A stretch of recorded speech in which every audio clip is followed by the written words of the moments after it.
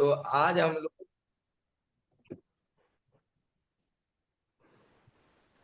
जी ओम ध्येयं सदा परिभवग्नमभीष्टदोहम् तीर्थास्पदं शिवविरिञ्चिनुतं शरण्यं भृत्यार्तिहं प्रणतपालभवाब्धिपोतम् वन्दे महापुरुषते चरणारविन्दम् त्यक्त्वा सुदुस्त्यज सुरे सितराज्यलक्ष्मी धर्मिष्ठयार्यवचसा यद्गादरण्यं मायामृगं दयितये शितवन्वधावद वन्दे महापुरुषते चरणारविन्दम्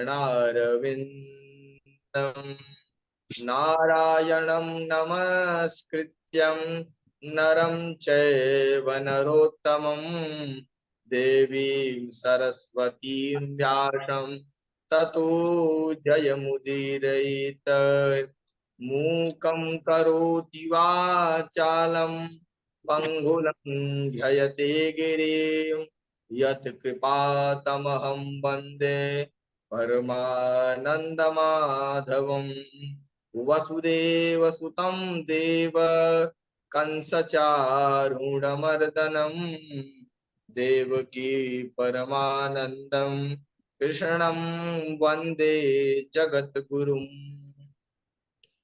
ओम परिपूर्णतम परात्पर परब्रह्म परमात्मा आप्तकाम पूर्णकाम परम निष्काम आत्माराम सकल जन मनोभिराम सकल जन हृदयाभिराम लोकलोचनाभिराम कोटिमन्मथाभिराम नील सरोरुषाम शोभाधाम सुषमाधाम परम ब्रह्म परम धाम परम पवित्र परम विचित्र शंकर मानस पुंडरीक सच्चिदानंद आनंद कंद श्री कृष्ण चंद्र भगवान के श्री चरणों में हम सब कोटि कोटि प्रणाम निवेदित करते हैं। तो हम लोग नाम संकीर्तन करते करके ही कथा को प्रारंभ करेंगे। श्री कृष्ण गोविंद हरे मुरारी हे नाथ नारायण वासुदेव। श्री कृष्ण गोविंद हरे मुरारी हे नाथ नारायण वासुदेव। श्री कृष्ण गोविंद हरे मुरारी हे नाथ नारायण वासुदेव। श्री कृष्ण गोविंद हरे मुरारी हे नाथ नारायण वासुदेव। तो आज बोलो श्री सुखदेव जी महाराज की जय। भगवान वेद व्यास जी महाराज की जय। असमद श्री गुरु चरण कमलेभ्यो नमः। श्री गणेशाय नमः। आज हम लोग कथा को तृतीय स्कंद से प्रारंभ करेंगे। तृतीय स्कंद में सर्ग का वर्णन किया गया है। तो तृतीय स्कंद में विदुर जी का चरित्र है और उसके बाद भगवान कपिल देव का भी चरित्र है तृतीय स्कंद में। तो आज पहले तो हम विदुर चरित्र सुनेंगे, उसके बाद अगर टाइम रहेगा तो फिर भगवान कपिल का चरित्र भी श्रवण करेंगे और उसके बाद आखिरी में आपके मन में जो भी प्रश्न होगा उसका उत्तर दिया जाएगा, समाधान किया जाएगा। परीक्षित ने पूछा, महाराज सुखदेव जी से परीक्षित पूछ रहे हैं कि महाराज हमें विदुर जी का चरित्र हमें सुनाइए। परीक्षित कह रहे हैं विदुर जी का चरित्र हमें सुनाइए। तो सुखदेव जी कहते हैं कि यदा तु राजा स्वसुतान् साधून् पुषणन्न धर्मेण विनष्ट दृष्टि भ्रातुर्यविष्टस्य सुतान् विबन्धून् प्रवेश्य लाक्षा भवने ददाह। जिस समय राजा धृतराष्ट्र बिल्कुल अंधे हो चुके थे, अंधे तो वह बचपन से ही थे, बाहर की आंखें तो पहले ही फूटी हुई थी, पर पुत्र के मोह में आज इतना मोह छा गया कि भीतर की आंखें भी फूट गई। यहाँ पर क्या कहा कि देखिए, यहाँ पर सुखदेव जी के शब्दों पर ध्यान दीजिए कि सुखदेव जी क्या कह रहे हैं कि जिस समय राजा धृतराष्ट्र बिल्कुल अंधे हो चुके थे, वैसे अंधे तो बचपन से ही थे, उनकी आंखें तो थी ही नहीं, लेकिन यहाँ पर सुखदेव जी महाराज ने ये क्यों कहा कि बिल्कुल अंधे हो चुके थे? सुखदेव जी महाराज कहते हैं, गोस्वामी जी ने लिखा कि ज्ञान विराग नयन उर्गारी, अर्थात आज राजा धृतराष्ट्र के जो दूसरे नेत्र हैं, बाहर के नेत्र तो उनके पहले से ही नहीं था, लेकिन जो दूसरे नेत्र हैं ज्ञान और वैराग्य के, तो कहते हैं ज्ञान और वैराग्य के जो दूसरे नेत्र हैं वह भी आज नष्ट हो गए। आज राजा धृतराष्ट्र बिल्कुल अंधे हो चुके हैं, जो उनके ज्ञान वैराग्य के नेत्र हैं वह भी आज खराब हो चुके हैं। किस कारण? पुत्र मोह के कारण। आज राजा धृतराष्ट्र अधर्म का पोषण कर रहे हैं, अधर्म का आश्रय ले रहे हैं, इसलिए उनके विवेक के नेत्र भी नष्ट हो गए हैं। विदुर जी महाराज ने समझाने का बहुत प्रयास किया। विदुर जी महाराज धर्मावतार हैं, युधिष्ठिर जी महाराज भी धर्मावतार हैं। कौरव पक्ष में विदुर के रूप में धर्म है, पांडव पक्ष में युधिष्ठिर के रूप में धर्म है, दोनों की ओर धर्म है। अब यहाँ पर देखिए कि कौरव पक्ष में विदुर जी के रूप में धर्म है और पांडव पक्ष में युधिष्ठिर के रूप में धर्म है, दोनों ओर धर्म है, तो फिर पांडव विजयी क्यों हुए?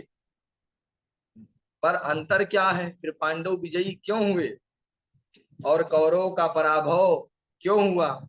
क्योंकि कौरवों के पक्ष में जो धर्म है उसकी विडंबना यह है कि कौरव जो चाहते हैं वह विदुर जी को करना पड़ता है।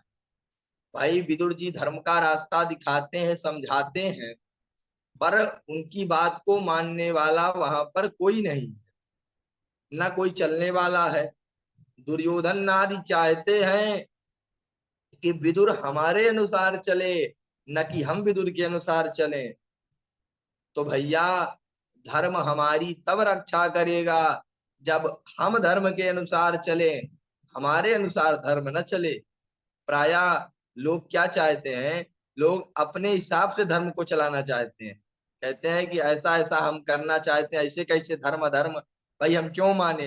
मतलब लोग अपने हिसाब से धर्म धर्म का बात बताते हैं, बल्कि धर्म क्या है अधर्म क्या है इसके शास्त्र साक्षी हैं। व्यक्ति विशेष किसी भी चीज का धर्म और अधर्म का निर्णय नहीं ले सकता है। और हम लोग क्या करते हैं कि हम लोग अपने मन से जो हमको सही लगता है उसी को धर्म मान लेते हैं, धर्म को अपने अनुसार चलाते हैं। तो जैसे पांडव क्या चाहते थे, वो कौरव क्या चाहते थे कि विदुर जी हमारे अनुसार चले, न कि हम विदुर के अनुसार चलें। तो अगर हम लोग भी यही चाहेंगे कि धर्म हमारे अनुसार चले, न कि हम धर्म के अनुसार चले, तो समझ लीजिए कि पतन का बहुत बड़ा कारण है, पतन का बहुत बड़ा कारण आने वाला है। तो भाई पहले धर्म की आप रक्षा कीजिए, उसके बाद धर्म आपकी रक्षा करेगा। माता जानकी पंचवटी में थी, साधु वेश बनाकर जब रावण आया, भिक्षा मांगी। किशोरी जी ने क्या, किशोरी जी ने सोचा सोचा कि मेरे देवर जी कह के गए हैं कि माता जी यहाँ से इस घर से बाहर मत आना, रेखा का उल्लंघन न करना। पर ये साधु कह रहा है कि मैं बंधी भिक्षा नहीं लूंगा, और मैं बंदी भिक्षा नहीं लूंगा, बाहर निकलना। और देवर जी तो कह के गए बाहर निकलना मत, और साधु जी कह रहे हैं कि मैं अंदर से भिक्षा लूंगा नहीं, आपको बाहर आना पड़ेगा।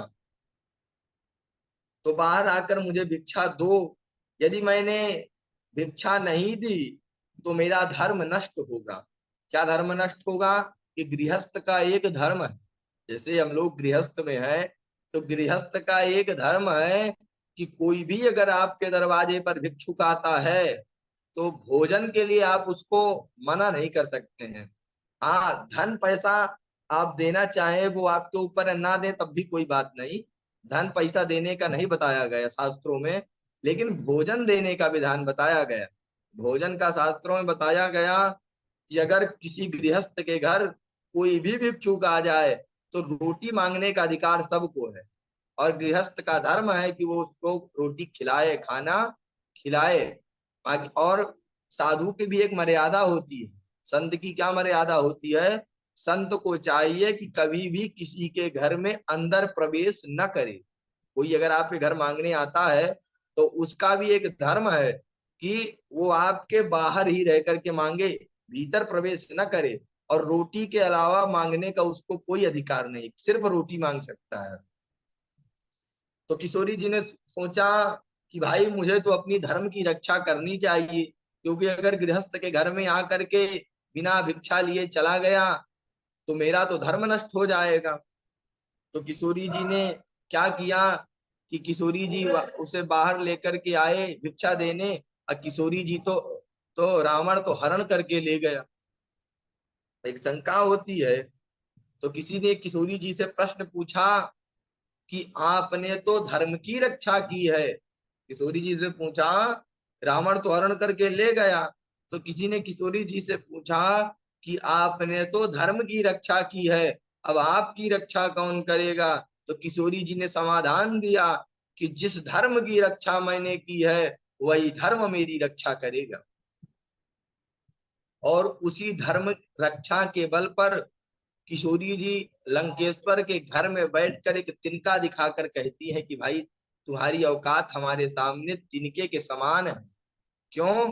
क्योंकि हमने अपने धर्म का पालन किया है। पांडव पक्ष में, अब जैसे कौरव पक्ष में जो धर्म है विदुर जी के रूप में, और पांडव पक्ष में महाराज युधिष्ठिर के रूप में धर्म है। धर्मराज जो कहते हैं पांडव आंख मूंद कर उसे मानते हैं। धर्मराज की आज्ञा का उल्लंघन करने वाला पांडवों में कोई नहीं। पर कौरव पक्ष में धर्म की बात सुनने को कोई तैयार नहीं है। तो कहते, और पांडव क्या है? पांडव धर्म के आश्रित हैं। और यतु धर्मस्ततो जयः, जिधर धर्म होगा उधर विजय होगी। विदुर जी ने एक बार धृतराष्ट्र को बहुत समझाया, महाराज ये जो आपका बेटा दुर्योधन है, जिसके मोह में आप इतने अंधे हो चुके हैं, ये मूर्तिमान कलयुग है। और नीति कहती है, धर्म मतलब विदुर जी महाराज समझा रहे हैं धृतराष्ट्र को कि नीति कहती है कि भाई हाथ में यदि कोई खतरनाक फोड़ा हो जाए, किसी भी प्रकार से ठीक होने वाला नहीं, और डॉक्टर साहब कहे कि हाथ को कटवा दो, तो पूरी शरीर की रक्षा करने के लिए अगर एक हाथ कटवाना पड़े तो उस समय कटवा देना चाहिए, ये नीति कहती है। भाई संपूर्ण हाथ, संपूर्ण शरीर की रक्षा के लिए अगर आपको किसी भी एक अंग को कटवाना पड़े तो उसको आपको कटवा देना चाहिए, उसको कर देना चाहिए। धृतराष्ट्र को उपदेश दे रहे हैं। कोई भी अपना हाथ काटने को तैयार नहीं है, ना कोई चाहता है कि हम अपना हाथ काटे, लेकिन अगर परिस्थिति आ जाती है कि इसके बिना अब हम नहीं रह सकते तो हाथ को काटना पड़ता है। एक को त्यागने से अगर अनेकों का हित हो तो एक को निकाल देना चाहिए। अगर किसी एक व्यक्ति, किसी अगर एक गांव से राष्ट्र की असुरक्षा होती है तो कहते हैं उस गांव को त्याग देना चाहिए, उस देश को त्याग देना चाहिए, क्योंकि हमको देश को बचाना है। और अगर किसी एक व्यक्ति के द्वारा, आपके घर परिवार में किसी एक व्यक्ति के द्वारा सुरक्षा हो रही है तो धर्म कहता है, नीति कहती है कि उस व्यक्ति को हमें त्याग देना चाहिए। तो विदुर जी महाराज कहते हैं कि जो ये आपका पुत्र दुर्योधन है ये मूर्तिमान कलयुग है। बोला, कह रहे हैं कि आप इसको बाहर निकाल दीजिए, अगर आप सबकी रक्षा चाहते हैं तो आप इसको बाहर निकाल दीजिए। दुर्योधन ने सुना तो एकदम आग बबूला हो गया कि अरे दासी पुत्र, तू हमको यहाँ से निकलवाने की बात करता है, तू हमें क्या निकलवाएगा, हम तुझे अभी निकलवाते हैं। दुर्योधन ने तुरंत फटकार करके उन्हें विदुर जी को बाहर कर दिया। दुर्योधन कहता है कि भाई तू हमारे टुकड़ों पर पड़ने वाला, तू हमें क्या निकालेगा, तुरंत भगा दिया। कहेन मत्रो पजुहावजिह्वाम दास्या सुतम यद बलिनैव पुष्टा। भाई हमारे टुकड़ा खाने वाला और हमारे विरुद्ध षड्यंत्र कर रहा है, भगाओ इसे। विदुर जी समझ गए कि वाह, दुर्योधन इतना सब कुछ कह रहा है और धृतराष्ट्र महाराज एकदम चुपचाप बैठे मौन हैं। इसका मतलब इन्हें भी अब हमारे परामर्श की कोई आवश्यकता नहीं है। समझ गए विदुर जी महाराज कि अब राजा धृतराष्ट्र को भी हमारे परामर्श की कोई आवश्यकता नहीं है। कहते हैं सचिव जब चाटुकार हो जाएं, जो हमारे सलाहकार हों, अगर वो चाटुकार हो जाएं तो समझ लो राजा के पतन में अब विलंब नहीं। डॉक्टर साहब यदि मरीज के रुचि के अनुसार मीठी मीठी बातें करने लगे और मीठी मीठी दवाई देने लगे तो समझ लो उस चेला का कभी, उस मरीज का कभी कल्याण होने वाला नहीं है। गुरुदेव जो गुरु हो, अगर वो चेला का रुख देख करके हाँ में हाँ मिलाने लगे कि समझ लो कि चेला का कभी कल्याण नहीं हो सकता। सचिव, वैद्य और गुरु, तो हमको इस बात का बहुत विशेष ध्यान रखना है कि जो हमारे सलाहकार हों, हमारे आसपास जो भी हमारे सलाहकार हों, जिनसे हम किसी भी चीज की सलाह लेते हैं, तो इस बात का ध्यान रहे कि वो सलाहकार ऐसे होने चाहिए जो हमारी रुख देख करके न बोले, उनको अगर सत्य लगता है तो सत्य बोल सके, निर्भीक होकर के सत्य सत्य हमको बता सकें कि आप गलत रास्ते पर जा रहे हैं कि आप सही रास्ते पर जा रहे हैं। उनको आप इतना वो दीजिए कि वो आपको ये चीज बोल सके। ऐसा ना करिए कि डरा के वो आपको जो आप कहें बस उसी में हाँ मिलाते रहे। अगर हाँ में हाँ मिला रहे हैं तो समझ लीजिए वो आपका एक पतन का कारण बन सकता है। और कोई भी डॉक्टर अगर मरीज के अनुसार मीठी मीठी बात करे और मीठी मीठी दवाई दे तो समझ लीजिए कि वो मरीज कभी ठीक होने वाला नहीं है। आप जिनसे विद्या अध्ययन करते हैं, पढ़ते हैं, गुरु जी, अगर समझ लीजिए कि वो आपका रुख देख करके, अब जो हमारे गुरु की बात आज देते हैं, हमारे जो भी गुरु हों, अगर वो हमें देख करके हमें प्रसन्न करने के लिए, प्राय आजकल ये देखा जा रहा है, ये बात जो है ये प्राय आजकल देखी जा रही है कि आजकल चेला का रुख देख कर ही बोला जा रहा है। चेला जो सुनना चाहता है आज वही सुनाया जा रहा है। तो ऐसा ना हो, अगर ऐसा होगा तो चेला का भी कभी कल्याण नहीं होगा और चेला के पतन का एक कारण बनेगा। गुरु वो हो जो आपको सत्य और असत्य का ज्ञान करा सके और निर्भीक होकर के कह सके, उससे आपको आपका किसी भी प्रकार का मतलब वो आपसे कुछ भी लेने की इच्छा उसके अंदर ना हो। क्योंकि अगर उसके अंदर आपसे कुछ भी किसी भी प्रकार की इच्छा हुई तो आपको सही चीज नहीं दे पाएगा। उसके मन में एक हमेशा ये बनी रहेगी कहीं हमसे दूर न चला जाए। तो गुरु ऐसा बनाइए जो आपको निर्भीकता पूर्वक ये बता सके कि सत्य है और यह सत्य है, तुमको चलना हो तो चलो, हमने तुमको रास्ता दिखा दिया। आपके रुख के अनुसार न बोले कि आपके प्रसन्नता के लिए कुछ भी हाँ में हाँ मिला दे।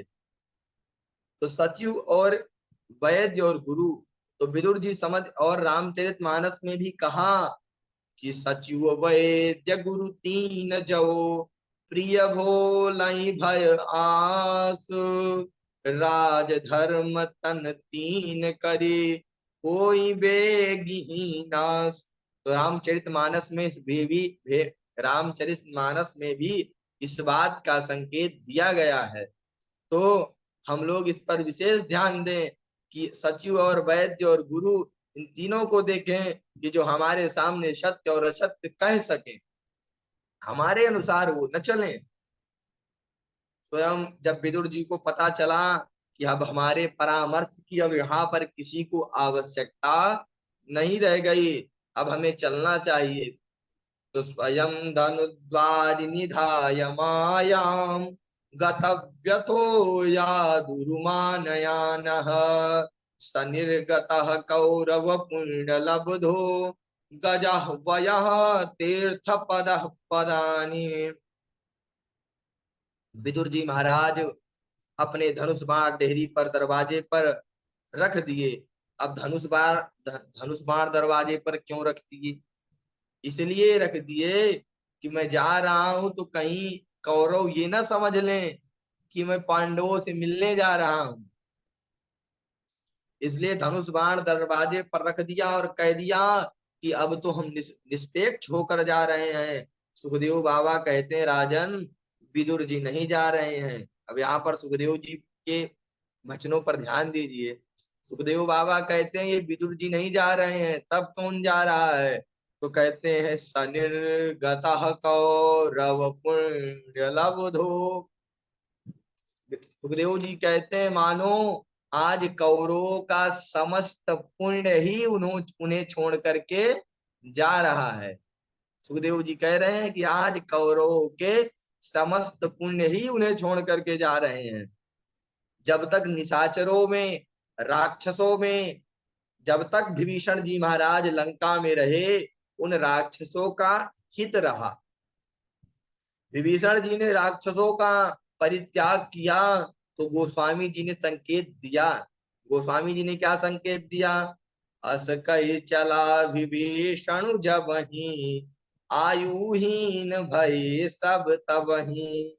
तो गोस्वामी जी ने यहाँ पर बहुत अच्छा संकेत दिया कि विभीषण ने लंका को त्यागा तो निशाचर आज आयुहीन हो गए, और विदुर जी ने कौरवों का परित्याग किया तो आज कौरव भी पुण्यहीन हो गए।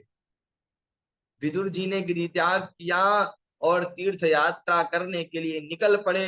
तीर्थ यात्रा करते करते बहुत समय बाद यमुना के तट पर जा रहे थे कि अचानक उद्धव जी से भेंट हो गई। परम भागवत भगवान के प्रिय सखा महाराज उद्धव जी से भेंट हुई। कालेन तावद्यमुनामुपेत्य तत्रोद्भवं भागवतं ददर्श। भगवान के परम प्रिय महाभागवत सखा उद्धव जी से भेंट हुई। बोले अरे भैया उद्धव, बताओ कैसे हो?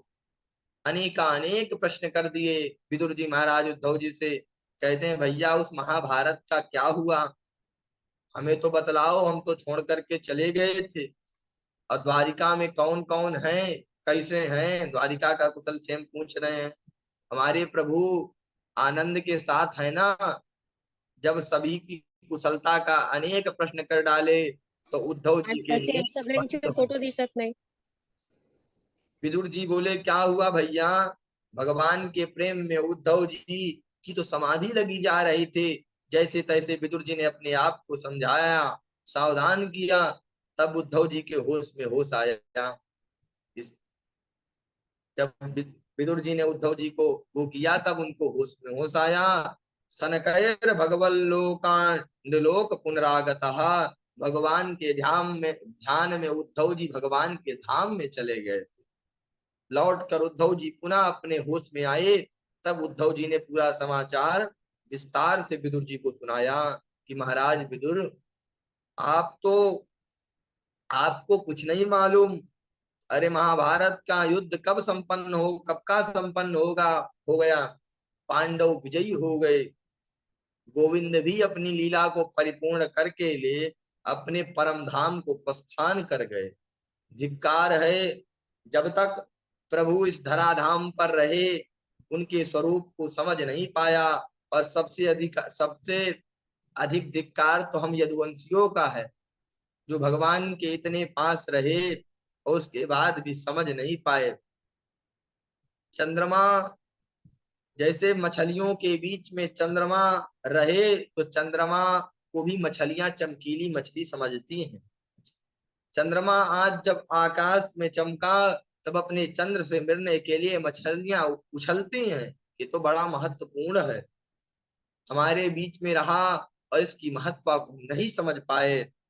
समुद्र भी उमड़ता है जब पूर्ण चंद्र को देखता है, सागर सागर में हिलोरें उठती हैं, तो आज उसका महत्व समझ में आ गया। उद्धव जी कहते हैं विदुर जी,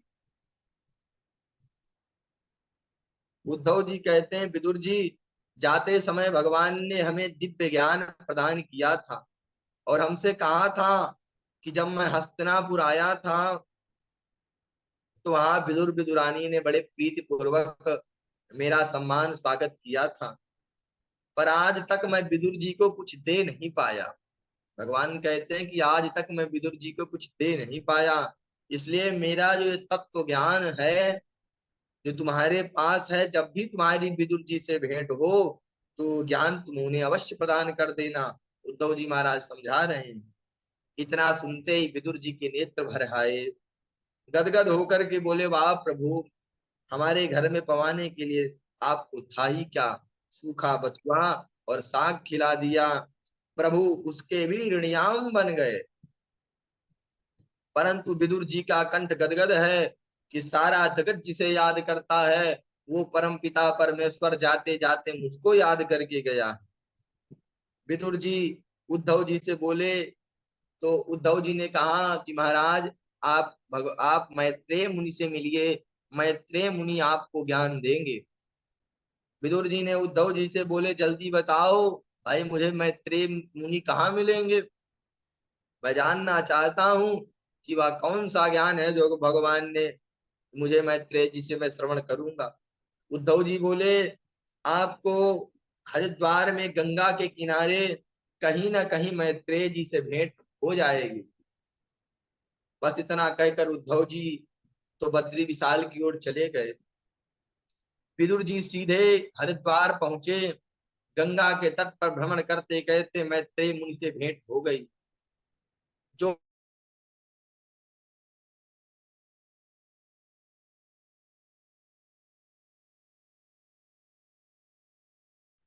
क्योंकि बड़ा भारी दायित्व प्रभु ने मेरे कंधे पर रख डाल गए हैं। विदुर जी तुरंत आए, मैत्रेय मुनि से भेंट हुई और कहा कि भगवान, अब आपके सामने अपने कुछ प्रश्न रखना चाहता हूँ, मेरी जिज्ञासा का समाधान करें। देखिए, आज का अपना मेन टॉपिक ही यही था कि जीव सुखी कैसे हो। तो यही प्रश्न जो आज हमारा टॉपिक है, यही प्रश्न विदुर जी महाराज ने मैत्रेय मुनि से किया। क्या किया? बोले, सुखाय कर्माणि करोति लोको न तये सुखम वान्यदुपारमं वा विन्देत भूयस्ततैव युक्तं यदत्र युक्तं भगवान वदेन्नः। विदुर जी महाराज पूछते हैं, महाराज कृपा करके ये बताइए कि संसार का प्रत्येक प्राणी सुखी होना चाहता है। हम लोग इस बात को बहुत विशेष ध्यान दें कि संसार का प्रत्येक प्राणी सुखी होना चाहता है। ऐसा कोई नहीं जिसे सुख की लालसा ना हो, सब सुखी होना चाहते हैं। कोई भोजन चाहता है, पर जरूरी नहीं कि सबको भोजन की ही इच्छा हो, कोई भोजन के नाम से भागता है। हर वस्तु कितनी भी प्रिय हो, संसार की कोई भी वस्तु, हर वस्तु कितनी भी प्रिय हो, कितनी भी अच्छी हो, और वह अच्छी नहीं, और नहीं मूल्य वस्तु हो या कोई कितनी भी अच्छी वस्तु हो, लेकिन वह किसी की पसंद रहती है, किसी की नापसंद रहती है। ऐसे किसी को मान लीजिए कुछ खाना अच्छा लगता है, किसी को वो खाना नहीं अच्छा लगता है। तो संसार का जो भी सुख है, किसी को उस सुख में आनंद आता है, किसी को उस सुख में आनंद नहीं आता है। पर ऐसा विश्व में कोई नहीं है, पूरे संसार में विश्व में ऐसा कोई नहीं है जो ये कहे कि मुझे सुख की इच्छा नहीं। ऐसा कोई नहीं कहेगा। सुख की इच्छा है, हाँ बदल बदल सकते हैं, किसी के लिए भोजन सुख है, किसी के लिए कपड़ा सुख है, किसी के लिए मकान सुख है। सुख के साधन अलग अलग हो सकते हैं, लेकिन संसार में ऐसा कोई नहीं जो ये कहे कि मुझे सुखी नहीं होना है। मानव मात्र सुखी होना चाहता है। हम सब का जीवन का एक ही उद्देश्य है कि हम सुखी हो जाएं। सुखी होने के लिए हम दिन रात प्रयत्नशील भी हैं, मेहनत भी कर रहे हैं। दिन रात हम लोग इसी काम में मेहनत कर रहे हैं कि हम जितने भी भागम भाग कर रहे हैं, एक ही उद्देश्य है हमारे जीवन का कि हम सुखी हो जाएं। पर हम देखते हैं कि जो सुखी होने का जितना प्रयत्न करता है, वह उतना ही दुख के दलदल में फंसता जाता है। सुखी कोई नहीं हो पा रहा है। इस बात को हम लोगों को देखना चाहिए, कोई सुखी नहीं हो पा रहा है। तो प्रश्न करते हैं विदुर जी महाराज, प्रश्न है कि जीव सुखी कैसे हो। इसका ध्यान देना है कि जीव सुखी कैसे हो। कोई दलदल में गिर गया हो तो ज्यों ज्यों निकलने के लिए हाथ पैर फटकारेगा, त्यों त्यों त्यों त्यों नीचे घुसता चला जाएगा। यही हालत हम लोगों की भी है। ये दुख के दलदल में हम सब सुखी होने के लिए निकलना चाहते हैं, परंतु ज्यों ज्यों निकलना चाहते हैं त्यों त्यों घुसते चले जाते हैं। पहले केवल झोपड़ी थी, तब सोचने लगे कि एक कोठी हो जाए। कोठी बनी तो चाहने लगे कि एक गाड़ी हो जाए। गाड़ी हुई तो सोचने लगे कि अब अपने नाम की एक बढ़िया फैक्ट्री लग जाए। ऐसा करते करते हमारा राजाओं जैसा वैभव हो गया।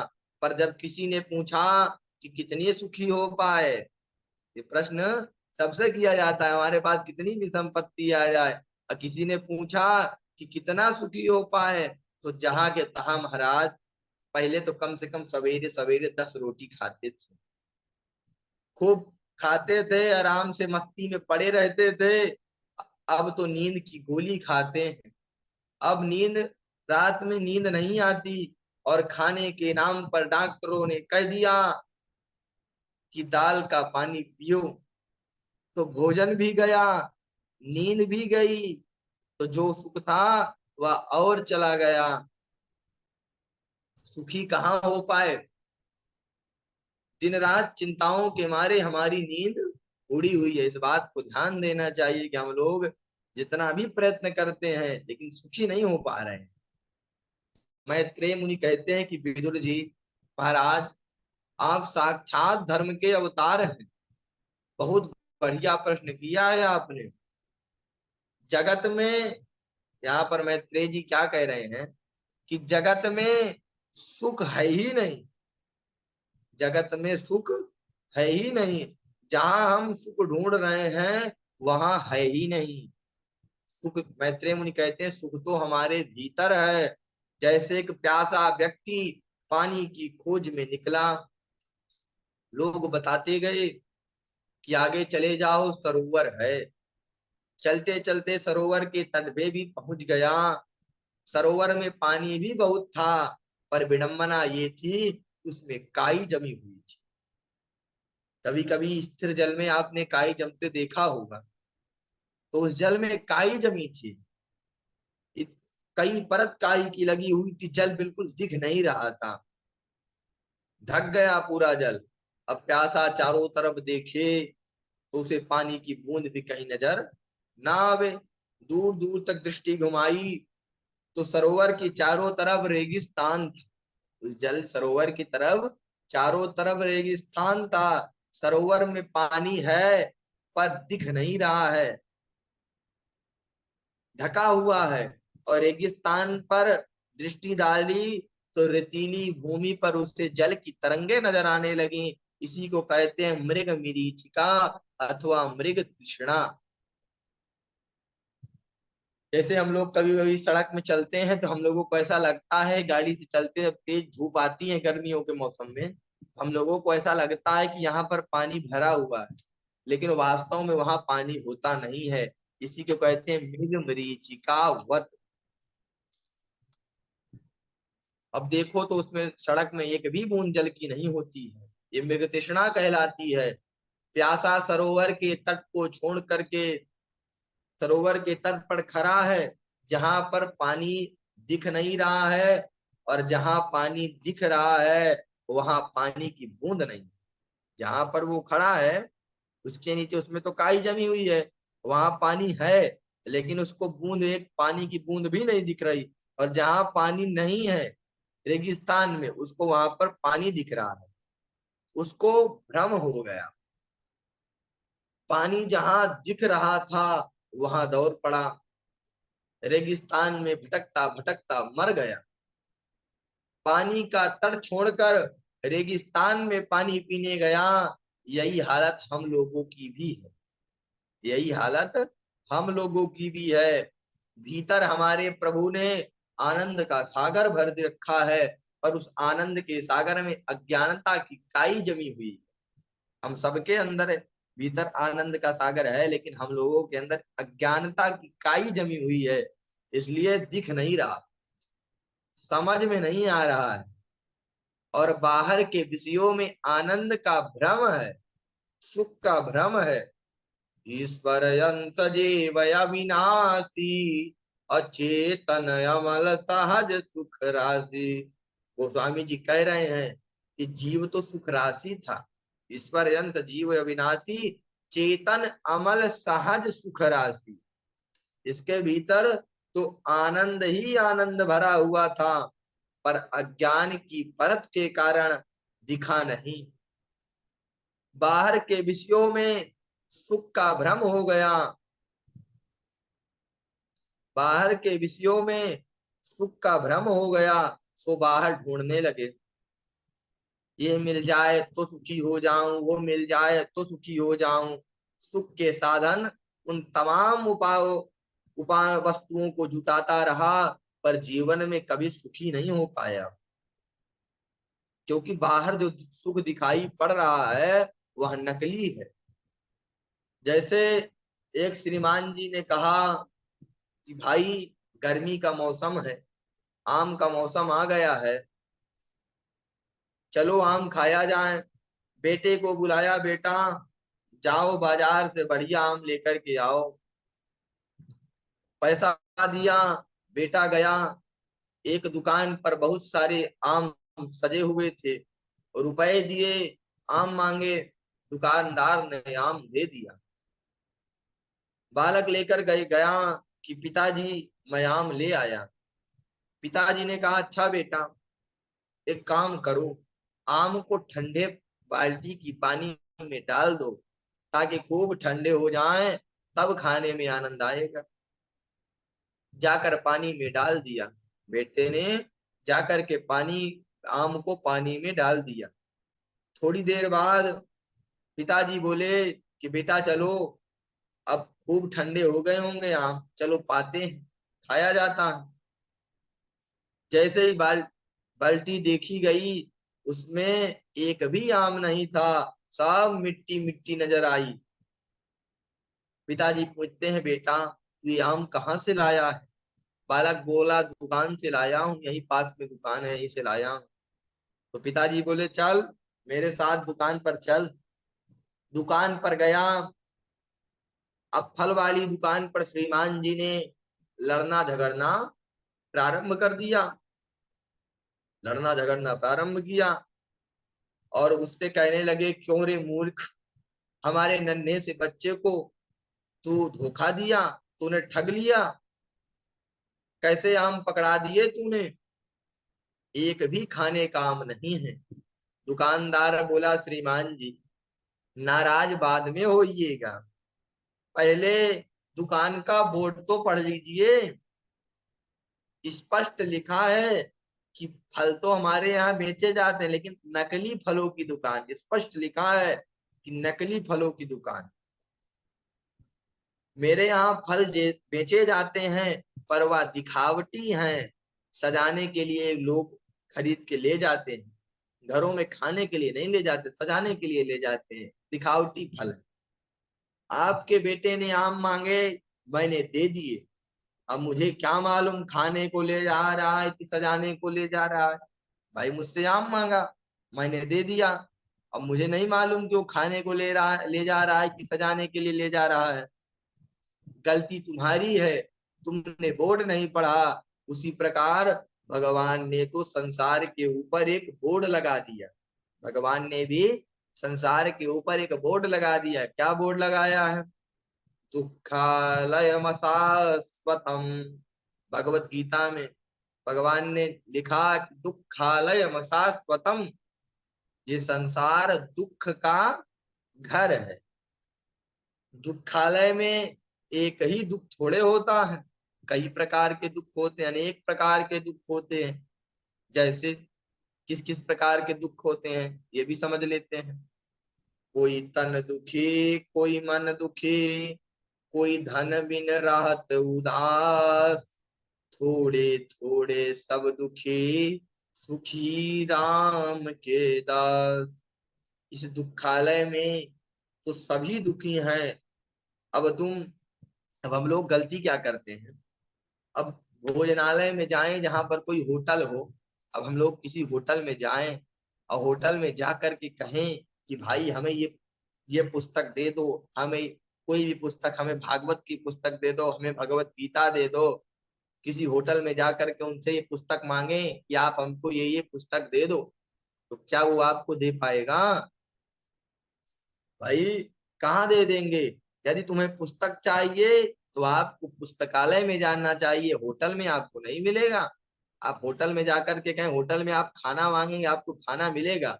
लेकिन अगर आप होटल में जाकर के कहें कि हमको ये पुस्तक दे दो, भागवत जी की पुस्तक दे दो, भगवत गीता दे दो, तो क्या वो दे पाएगा? नहीं दे पाएगा। और आप पुस्तकालय में जाइए जहां पर किताब मिलती हो, वहां पर जाकर के कहें कि भैया गरम गरम 4 समोसा दे दो, तो क्या वो दे पाएगा? नहीं दे पाएगा। वह कहाँ से देगा? भाई सबके अलग अलग आलय हैं। आलय का मतलब होता है स्थान।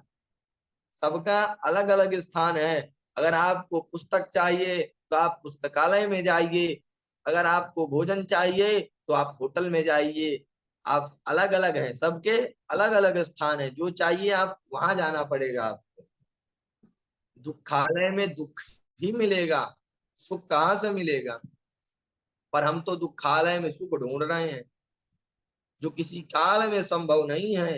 ये क्या है? दुखालय, यहाँ किसी काल में सुख संभव नहीं है। तो जो आनंद सिंधु सुखराशि हैं, उनसे दुख मांगोगे भी, अगर आप उनसे मांगोगे भी तो कहाँ से दे देंगे? आपको कुंती चरित्र हमने नहीं सुनाया, लेकिन आपने पहले से अगर सुना होगा कहीं ना कहीं, तो कुंती मैया ने क्या मांगा था भगवान से? कुंती मैया ने भगवान से क्या मांगा था? दुख मांगा था। तो क्या दुख मांगा था? तो क्या भगवान ने उनको दुख दे दिया? इस पर ध्यान दीजिए। कुंती मैया ने भगवान से क्या मांगा? दुख मांगा। तो क्या भगवान ने उनको दुख दे दिया? नहीं दिया। क्यों? अपने आप को ही दे दिया। बोले क्यों? बोले कहाँ से देते? दुख कहाँ से देते? उनके पास था ही नहीं। जो आनंद सिंधु सुखरा सीता कर त्रैलोक सुपासी, तो वो तो आनंद के सागर हैं। तो कुंती मैया उनसे दुख मांग रही है, तो कहाँ से दे देंगे? भगवान के पास दुख है ही नहीं, तो कहाँ से दे देंगे? इसलिए अपने आप को ही समर्पण कर दिया कि कुछ दिन अभी रह जाएंगे, अभी हम नहीं जाएंगे। यदि दुखालय में यदि सुख मांगो तो कहाँ से मिलेगा? इसलिए सच्चिदानंद भगवान के चरणों से जुड़े बिना सुख नहीं है। बिना भगवान से जुड़े कोई सोचे कि मैं सुखी हो जाऊं तो सुखी नहीं हो पाएगा। चाहे जितना धन कमा ले, चाहे जितना बड़ा राजा बन जाए, कुछ भी कर ले, लेकिन अगर आप उससे पूछें तो वह सुखी नहीं हो पाएगा। सुख शांति का साम्राज्य तो भगवान के श्री चरणों में है। इसलिए वहां से जुड़े बिना किसी किसी को जीवन में सुख मिल नहीं सकता, मिल ही नहीं सकता। न शांति मिल सकती है। लोग प्राय यही प्रश्न करते हैं कि महाराज सुख शांति नहीं मिल रही है। तो भैया सुख शांति चाहिए तो परिपूर्ण से जुड़ो, जिसके पास सुख हो। आपके घर में बिजली जरूर होगी, पर आपका घर बिजली घर नहीं होगा। अरे बिजली घर तो कहीं और है, पावर हाउस तो कहीं और है, वहां से कनेक्शन आपके घर तक लगा हुआ है, इसलिए आपके घर में भी बिजली है। पावर हाउस से लाइन काट दी गई, अब लटके रह जाएंगे सब उपकरण, पंखा हो बल्ब हो सब लटके रह जाएंगे। पर साहब पावर हाउस से तो लाइन चालू है, हमारे ही घर में अंधेरा है, पड़ोसी के घर में खूब उजाला हो रहा है। इसका मतलब कि उधर से कमी नहीं है, कमी तुम्हारे ही घर के बल्बों में है। या तो बल्ब फ्यूज है अथवा लाइन खराब, तार खराब है तो उसे सुधरवाइए। उसके लिए जगह जगह पर बिजली के विशेषज्ञ लोग घूमते हैं, उसको आप सुधरवाइए। किसी बुद्धिमान को पकड़िए जो आपका तार ठीक कर सके। इसी प्रकार एक संत, जो सच्चे संतों की बात कर रहे हैं, एक संत हमें आनंद से झूमता नजर आ रहा है और हम 24 घंटे रो रहे हैं, ये हमारी लाइट कहाँ चली गई, ये हमारी लाइट क्यों चली गई, हमारा आनंद कहाँ चला गया। तो ऐसे किसी सदगुरु के पास जाइए, ऐसे किसी सदगुरु के पास जाइए जो आपकी लाइन को फिर से फिट कर दे। तो जो पावर हाउस से आपका तुम्हारा आपका कनेक्शन ठीक से जोड़ दे, उसके पास जाएं। भाई आपके घर में आनंद का प्रकाश हो जाएगा, जैसे ही आप सही सदगुरु के पास जाएंगे और वो आपका कनेक्शन फिट कर देगा, तो आपके घर में भी प्रकाश हो जाएगा। तो किसी ऐसे के चक्कर में मत फंस जाना जिसके खुद ही अभी प्रकाश ना हुआ हो। तो जब गुरु देखें, सदगुरु बनाए, तो इस बात का विशेष ध्यान रखें कि कम से कम उसके यहाँ भी प्रकाश हो, मतलब वो इस चीज का स्पेशलिस्ट हो, स्वयं में वो प्रकाशमान हो, स्वयं में वो खूब आनंद हो, उसके अंदर आनंद हो। उसको न टेंशन हो पतला लगा, उसी को ही टेंशन लगी हुई है। तो पहले तो उसके अंदर आनंद हो, उसके बाद ही वो आपको आनंद प्रदान कर सकता है। और वो मर्मज्ञ होना चाहिए। भाई किसी चैनल में, मान लीजिए दूरदर्शन में या किसी भी चैनल में अब प्रसारण हो रहा है, संस्कार में, संस्कार चैनल ही ले लीजिए, आपके पास टेलीविजन भी है, चित्र क्यों नहीं आ रहा है। भाई आपके पास तो टीवी है लेकिन चित्र क्यों नहीं आ रहा है। पहले तो टीवी को ऑन करो, उसके बाद फिर वही चैनल लगाओ जहां से भजन का प्रसारण हो रहा हो। ऊट पटांग चैनल लगाओगे तो ऊट पटांग दृश्य आएंगे। टीवी ऑन तो है पर ऊट पटांग दृश्य आएंगे। जहां से संस्कार का प्रसारण हो रहा है वहीं पर आपको भी अपना चैनल फिट करना पड़ेगा, तब जाकर के आपको वह सुंदर दृश्य दिखाई पड़ेंगे। उसी प्रकार आनंद तो सर्वत्र है, भगवान ने सबके भीतर भर दिया है। पर जब तक हम अपने भीतर का टेलीविजन ऑन न करें और कनेक्शन वहां से ठीक से फिट न करें, वही चैनल न जोड़ें, तब तक ये दृश्य कैसे आवे। देखिए हनुमान जी महाराज ने अपना कनेक्शन फिट कर दिया। जासु हृदयांगार बसहि राम सर चाप धर। भगवत गीता में कहा गया, भगवान भगवान गीता में कहते हैं, ईश्वरा सर्वभूतानाम हृदय से जुन तिष्ठति। हमारे भीतर वह बैठा है पर दिखाई कहाँ पड़ रहा है, इसका दृश्य दिखाई नहीं दे रहा है। हनुमंत लाल जी ने देखो वह सुंदर दृश्य प्रकट कर दिया, छाती चीर करके दिखा दिया। इस प्रकार से विदुर जी महाराज को मैत्रेय मुनि ने बड़ा सुंदर उपदेश दिया। सृष्टि के बारे में प्रश्न किया तो विस्तार से सृष्टि प्रक्रिया का वर्णन किया। भगवान नारायण के नाभि कमल से ब्रह्मा जी प्रकट हुए और ब्रह्मा जी ने सृष्टि की इच्छा प्रकट की, तो भगवान ने अपने तत्व, भगवान के ज्ञान को आत्मसार करके सबसे पहले ब्रह्मा जी ने अपने संकल्प से 4 कुमारों को जन्म दिया, जिन्हें हम लोग सनक, सनंदन, सनातन और सनत कुमार के नाम से जानते हैं। सबसे पहले सृष्टि में ब्रह्मा जी ने इन्हीं 4 कुमारों को जन्म दिया। ब्रह्मा जी ने चारों से कहा कि बच्चों अब तुम भी सृष्टि करो। चारों ने कहा हम बिल्कुल चक्कर में नहीं पड़ेंगे, हम तो केवल हरि का भजन करेंगे। ब्रह्मा जी को क्रोध आ गया, भाई हमारे पुत्र और हमारी आज्ञा का पालन नहीं कर रहे हैं। इतना क्रोध आया कि उनकी क्रोध की भुक्ति का वेदन करके भगवान रुद्र के रूप में प्रकट हो गया। शिव जी को देखकर ब्रह्मा जी ने कहा, अरे भाई तुम्हारा नाम रुद्र होगा और काम तुम्हारा यही है कि तुम सृष्टि का विस्तार करने में हमें सहयोग दो। भोले बाबा ने भूत प्रेत डाकनी पिशाचनी आदि की सृष्टि प्रारंभ कर दी। ब्रह्मा जी बोले बस करो महाराज, इतनी खतरनाक सृष्टि हमें नहीं करवानी, आप तो बैठकर भजन करो। भोले बाबा भजन में बैठ गए। अब की बार ब्रह्मा जी ने मरीचि, अत्रि, अंगिरा, पुलस्त्य, पुलह, क्रतु, भृगु, वशिष्ठ, दक्ष और देवर्षि नारद, इन 10 ऋषियों को प्रकट किया। अपनी वाणी से ब्रह्मा जी ने परम सुंदरी कन्या सरस्वती को प्रकट किया तथा अपनी छाया से महामुनि करदम जी को प्रकट किया। ये सब ब्रह्मा जी की मानसी सृष्टि है। और उसके बाद विधाता ब्रह्मा जी ने अपने वामांग से कन्या और दक्षिणांग से पुरुष को जन्म दिया, जिनका नाम हुआ मनु और सतरूपा। मनु सतरूपा से ही मानवीय सृष्टि का विस्तार हुआ। इसलिए मनुपुत्र होने के नाते हम सब लोग मानव कहलाते हैं। जो लोग हम लोगों को मनुवादी कहकर पुकारते हैं, इसका मतलब कि वह अपने आप को मनुपुत्र नहीं मानते। तो वो अपना स्वयं हिसाब लगावे कि उसके पित्र हैं। भाई मानव मात्र मनु की संतान है, सभी मानव की संतान मनु की ही संतान है हम सब लोग। मनु शत्रुपा के 5 संतानें हुई। जब इन्होंने सृष्टि को प्रक्रिया को आगे बढ़ाया तो इनकी 5 संतानें हुई, जिनमें से 2 बेटा और 3 बेटी। बेटियों के नाम आकुति, देवहूति और प्रसूति हैं तथा बेटों के नाम प्रियव्रत और उत्तानपाद हैं। एक दिन मनु महाराज ने ब्रह्मा जी से प्रार्थना की कि भगवान सृष्टि का मैं विस्तार करना चाहता हूं, पर कैसे करूं। महाराज हिरण्याक्ष राक्षस पृथ्वी का हरण करके ले गया।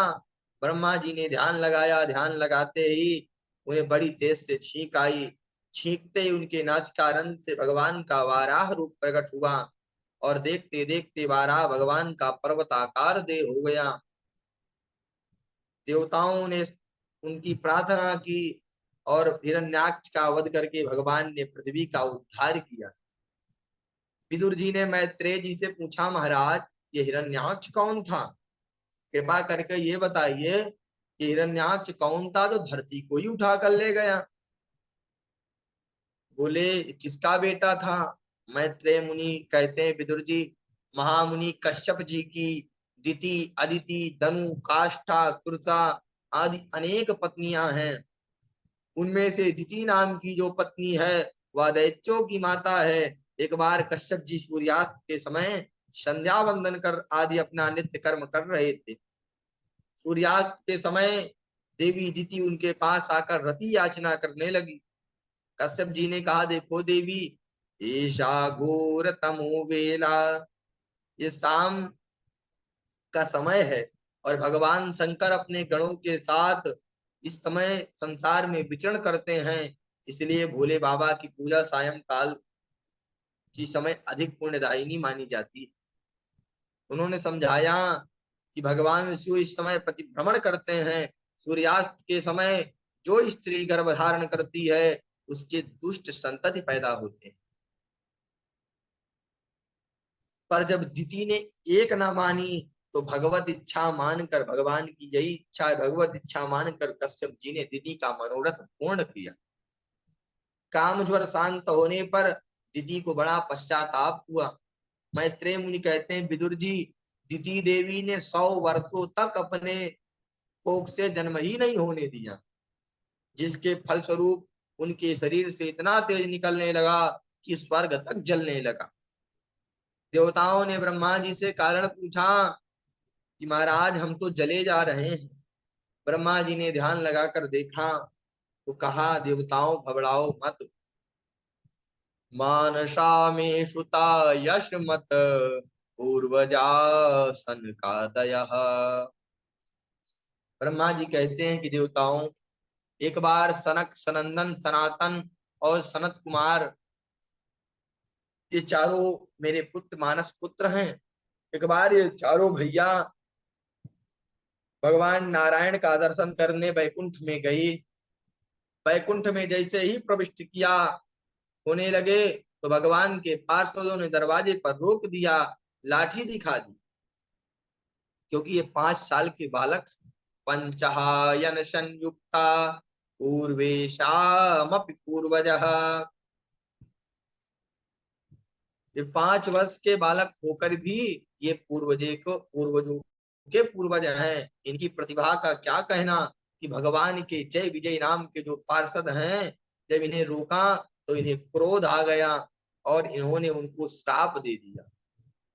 उन्होंने उन पार्षदों को 3 जन्म तक राक्षस बनने का श्राप दिया। चरणों में गिरकर दोनों द्वारपाल रोने लगे, थर थर कांपने लगे। और भगवान ने जब ये खटपट सुनी तो भगवान तुरंत बाहर आ गए। चारों भैयाओं को भगवान ने नमन करते हुए स्वागत किया। भगवान की दिव्य छठा का दर्शन करके और उनके चरणों में दिव्य मंजरी की सुगंध पा करके उनका सारा कोप शांत हो गया। सनकादि आनंद मुग्ध हो गए। भगवान हाथ जोड़कर कहते हैं, अब यहाँ पर देखिए भगवान की कुशलता देखिए, भगवान क्या कह रहे हैं। भगवान कहते हैं, एतौ तो पार्षदो मह्यम जयो विजय एव च कदर्ति कृच्छमाम यद्दो बहुवक्रातमतिक्रमम्। अब जरा भगवान की कुशलता देखिए।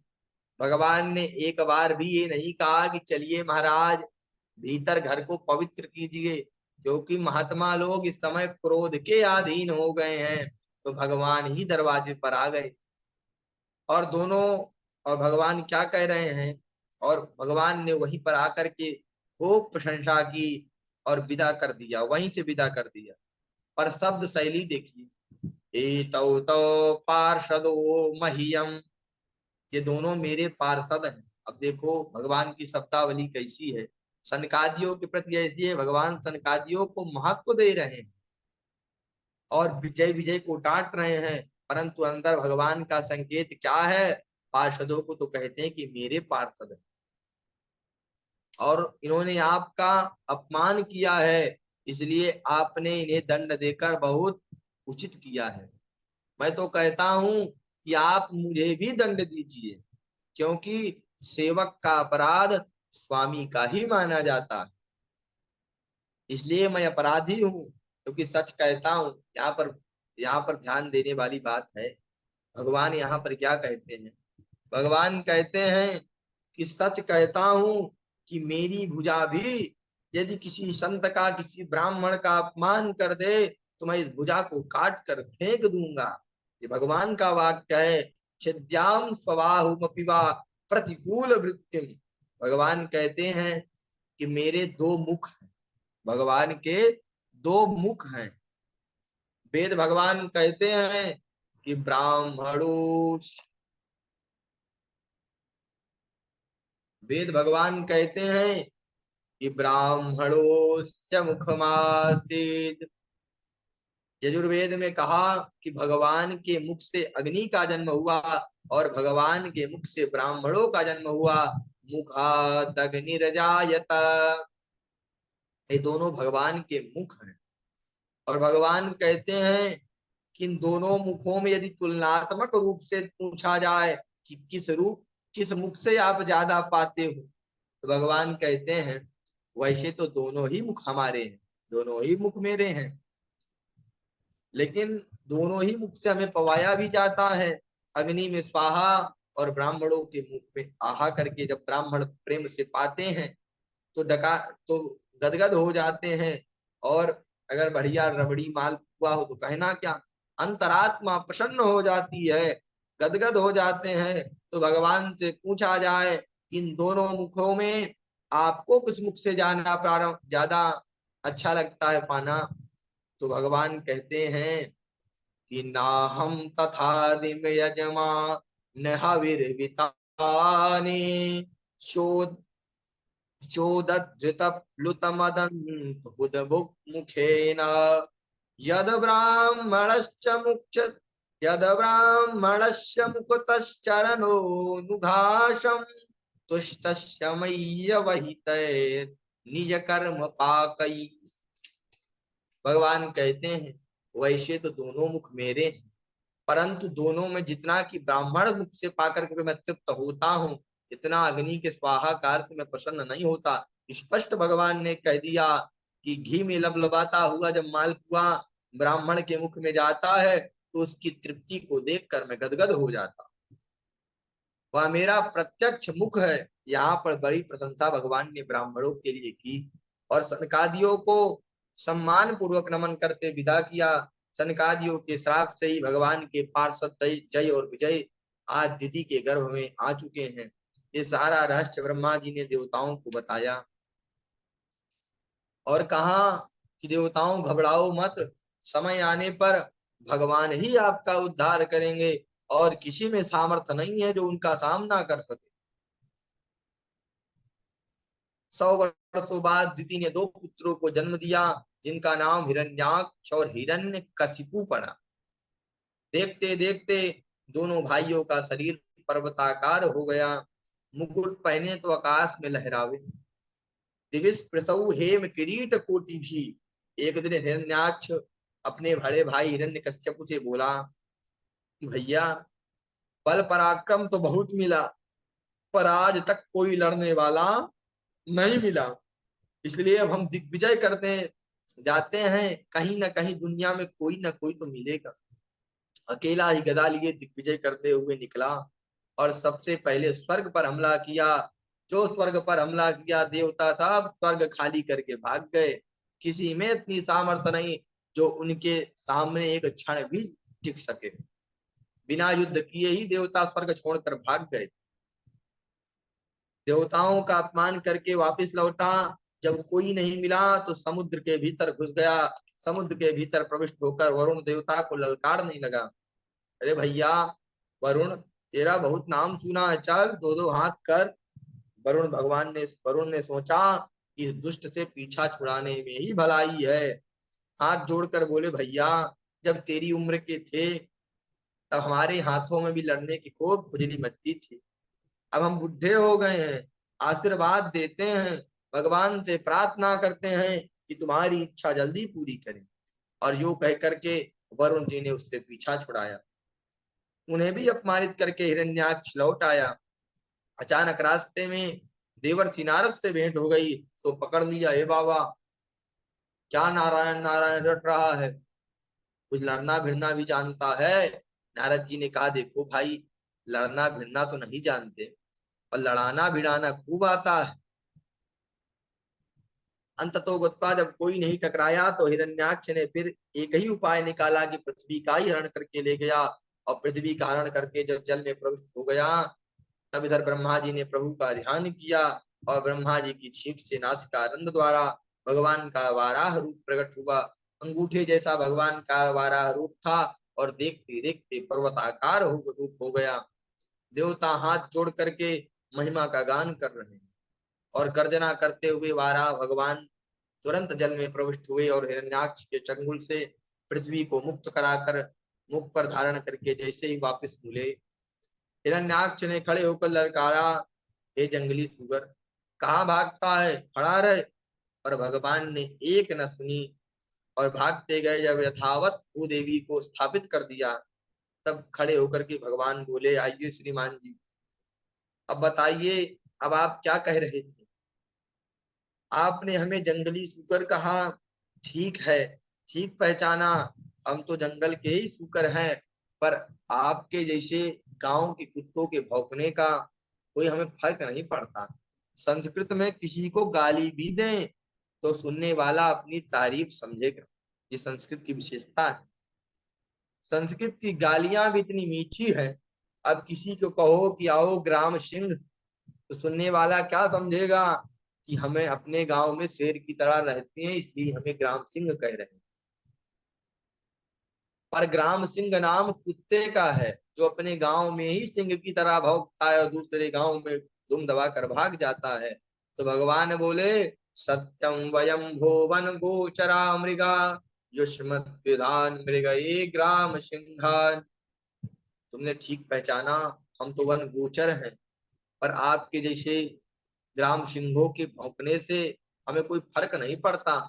अब तो लाल पीला हो गया हिरण्याक्ष, गदा घुमाकर भगवान पर प्रहार किया। उसके प्रहार से भगवान की गदा हाथ से छूट गई। देवता लोग घबरा गए, ये क्या हो रहा है। देवता लोग इशारा करने लगे कि प्रभु जल्दी कीजिए, क्योंकि सूर्यास्त के बाद दैत्यों का बल बढ़ जाता है। भगवान को हंसी आ गई कि देखो कितने डरे हुए हैं, इन्हें हमारी शक्ति में भी संदेह है। भयंकर युद्ध हुआ। उस युद्ध में बहुत माया हिरण्याक्ष ने दिखाई, पर भगवान मायापति के आगे उसकी एक माया न चली। अंत में भगवान ने एक थप्पड़ गार पर मारा, करेण कर्ण मूले हन यथा क्वाष्टम मरुत्पति। एक प्रहार जब गाल पर मार दिया, एक ही थप्पड़ में हिरण्याक्ष की आंखें बाहर निकल आई, मृत्यु हो गई हिरण्याक्ष की। देवताओं ने जय जयकार नहीं बोली। क्यों? किसी को विश्वास नहीं हो रहा था कि इतना बड़ा विशाल काय पर्वत जैसा शरीर वाला एक थप्पड़ में मर जाएगा। तो किसी को विश्वास नहीं हो रहा था। जब बड़ी देर तक खड़ा नहीं हुआ तो देवता काना पूजी करने लगे, लगता है गया काम से। चलो, यदि मर गया हो तो भगवान की स्तुति करें, उनकी महिमा का गान करें, इतना बड़ा कार्य किया है। दूसरा बोला कहीं चले और वो जिंदा निकला तब, बोले लेने के देने पड़ जाएंगे। अच्छा ठीक बात है, फिर क्या किया जाए। तो देवता स्तुति भी इस ढंग से कर रहे हैं कि कदाचित जिंदा भी हो तो इसे बुरा नहीं लगना चाहिए। भगवान की स्तुति कैसे कर रहे हैं। अहो इमाम पुनल अहो इमाम को नुभेत संस्थिम। प्रभु, इस महाभाग्यशाली को आपने कौन सी गति प्रदान की, क्योंकि इस जगत में इसके समान भाग्यशाली हमें दूसरा कोई नजर नहीं आता है। यम योगिनो योग समाधिना रहो ध्यायन्ति लिंगाद सतो मुमुक्षया तस्से हृदय ऋषभा पदाहतो मुखम प्रपस्यस्तरु मुस्तसर्जहा। देवता कहते हैं प्रभु, बड़े बड़े योगेंद्र मुनीन्द्र संत सन्यासी निरंतर योगाभ्यास करते हैं, तब जाकर कहीं आपकी एक समाधि की एक झलक आपकी मिल पाती। कितनी साधना करने के बाद आपका यह दिव्य रूप उन्हें प्राप्त होता है।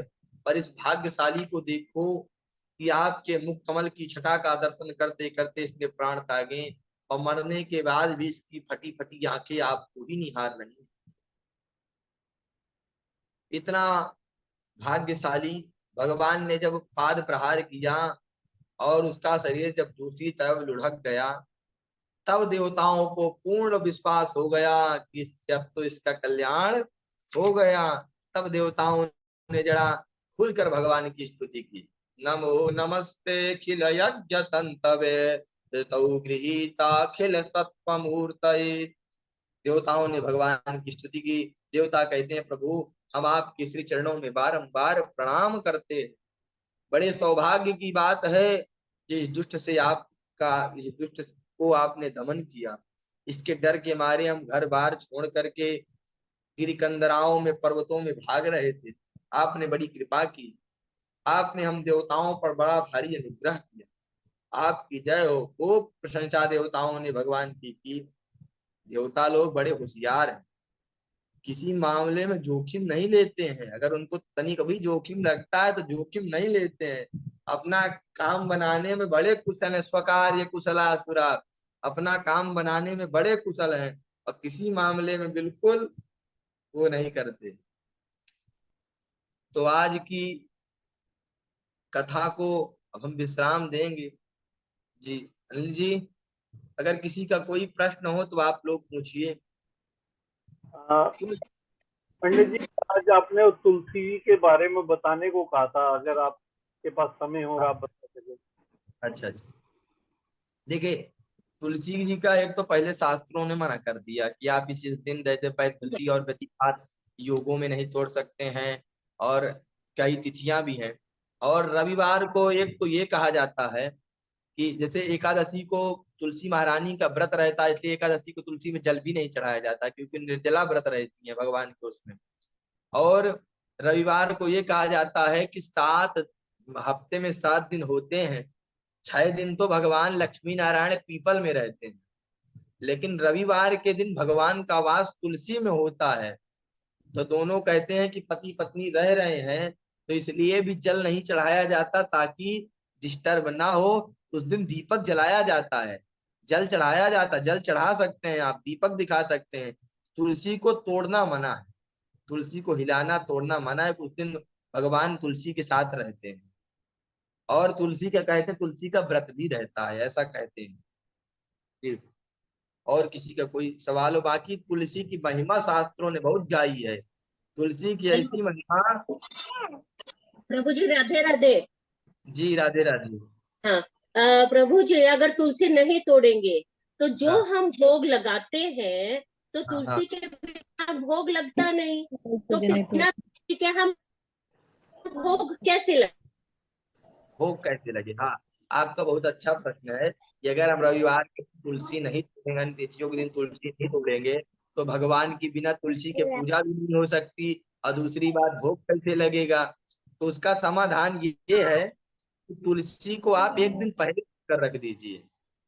जैसे रविवार को मना है तो शनिवार को तोड़ लीजिए, पर्वों में मना है तो उसके पहले आप तोड़ के रख लीजिए, और उसी तुलसी से आप भगवान की पूजा कर सकती हैं, भगवान का भोग लगा सकती हैं। और अगर आप जैसे ना तोड़ी हो, जैसे आपने तोड़ना भूल गई हो, मान लीजिए शनिवार को आपने तुलसी नहीं तोड़ी हो, हाँ, जैसे आपने शनिवार की तुलसी नहीं तोड़ी हो, तो गिरी हुई तुलसी से भी आप भगवान का भोग लगा सकती हैं। और तीसरा हाँ, लेकिन ठीक है प्रभु। एक और उपाय है। मान लीजिए आप वो भी ना कर पाए, अगर आपके पास तुलसी का शुद्ध माला है, तो आप भोजन को स्पर्श करा करके तब भी भगवान का भोग लगा सकती हैं। हाँ, क्योंकि क्या होता है प्रभु जी कि जी एकादशी भी आ गई, हाँ रविवार भी आ गया, तो हाँ ऐसे एक एक बार में कई कई चीजें हो जाती है, तो फिर कैसा करे? तो ये आपने सोल्यूशन अच्छा बताया। हाँ। हाँ जी, आपको ये हाँ, आपको ये देखना है कि आपको पहले से तोड़ के रख लेना। जैसे आपको पता चला एकादशी आने वाली है, वो आने वाली है, तोड़ करके रख लीजिए। भले ही तुलसी सूख भी जाए तब भी कोई परेशानी नहीं है, आप चढ़ा सकती हैं। और ठीक है। चढ़ी चढ़ी हुई तुलसी भी धुल के चढ़ाई जा सकती है। ठीक। जी मेरे पोती का एक क्वेश्चन से जरा प्लीज सुनिएगा। जी बताइए। राधे राधे बताइए जी। जी राधे राधे राधे प्रभु जी, मेरा राधा राधा कृष्ण का एक प्रश्न था कि जी बताइए। कृष्ण ने सबसे विवाह किया और कृष्ण ने प्यार तो किया राधा से, हम्म। तो विवाह क्यों नहीं किया राधा कृष्ण ने? मतलब आपका प्रश्न ये है कि भगवान श्री कृष्ण से सबसे विवाह किया, लेकिन राधा जी से विवाह क्यों नहीं किया, ये प्रश्न है। जी आपको पहली बात तो आपको गलत बताया जाता है कि राधा और कृष्ण का विवाह नहीं हुआ था। राधा और कृष्ण का विवाह हुआ था, और इस ब्रह्म वैवर्त पुराण में वर्णन आता है कि राधा और कृष्ण का विवाह हुआ था। और दूसरी बात, राधा और कृष्ण में कोई भेद नहीं है, राधा और कृष्ण में कोई भेद नहीं है, वो एक ही तत्व है। अगर कोई आपको ये बताए कि पहली बात तो शादी हुई है, और भांडीर वन अपने वृंदावन में आप अगर कभी आइए तो दर्शन जरूर करिए। वृंदावन में भांडीर वन है, जहां पर ब्रह्मा जी ने शादी करवाई है, ब्रह्म वैवर्त पुराण में वर्णन आता है, और आज भी लोग भांडीर वन जाते हैं। और दूसरी बात, राधा और कृष्ण में कोई भेद है ही नहीं, राधा और कृष्ण में कोई भेद है ही नहीं, और शादी उनकी हुई है। जी राधे राधे महाराज जी। जी राधे राधे। बताइए। मैं ये बता रही थी एकादशी व्रत को सबसे बड़ा क्यों बताया गया है? देखिए क्या एकादशी के, विश्वास में? नहीं बड़ा तो नहीं बताएगा, सबसे बड़ा, सब बड़े बड़े व्रत हैं। अब जैसे हाँ अभी अभी आपकी राधाष्टमी आई थी, राधाष्टमी के विषय में वर्णन है कि आप लाखों करोड़ों एकादशी के बराबर एक राधाष्टमी के व्रत का है। तो व्रत की सबकी अपनी अपनी अपूर्व महिमा है। जब एकादशी तिथि आई तो सारे पाप कांपने लगे, सारे पाप बिल्कुल एकदम कांप के बिल्कुल परेशान हो गए कि अब हमें कहीं जगह नहीं मिलेगी। सब बिल्कुल एकदम कांप गए कि अब हम तो रह नहीं पाएंगे।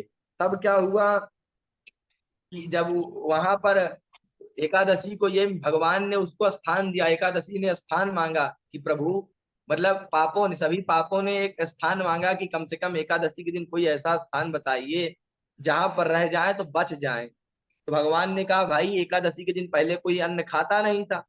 भगवान ने कहा जाओ अन्न में तुम्हारा वास रहेगा, अन्न में तुम्हारा वास रहेगा। और ज्यादातर लोग व्रत रहते थे तो एकादशी को अन्न में वास दे दिया गया। अन्न मतलब कि जो पाप थे एकादशी के दिन सभी का अन्न में वास दे दिया गया।